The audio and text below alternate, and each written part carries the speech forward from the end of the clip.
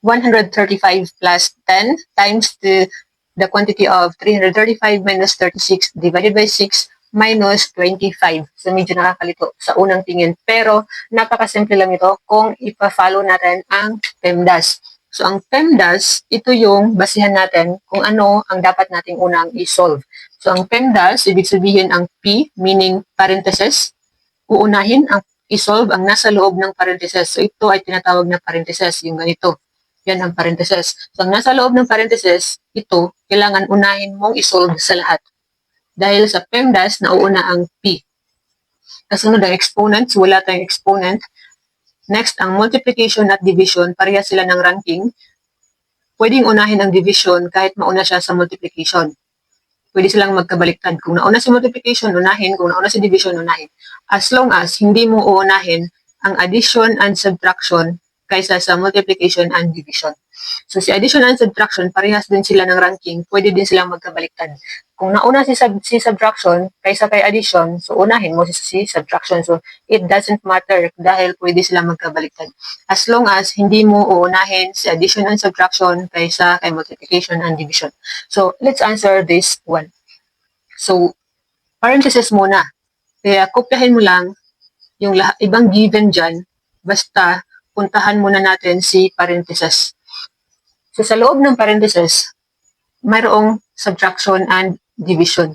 Kailangan, kahit nasa loob tayo ng parenthesis, i-follow pa rin natin ang order of operation gamit ang PEMDAS.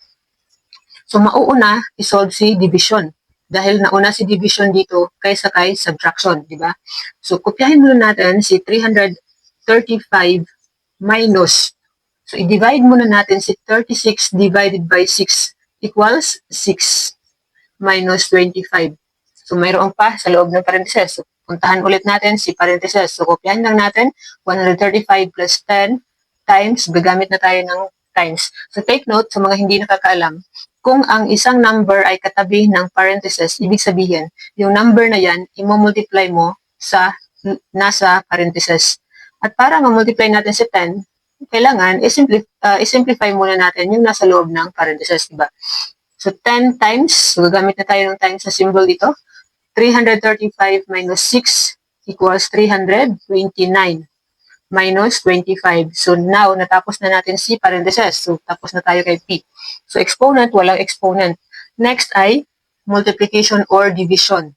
So, mayroon tayong multiplication dito. So, unahin natin yan. Kopyahin ulit natin si 135 plus. So, 10 times 329 is 3,290 minus 25. Now, ang natira na lang ay si addition at si subtraction. So, pwede na nating isolve sila.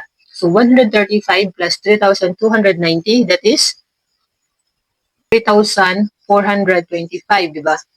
Minus 25 pa tayo.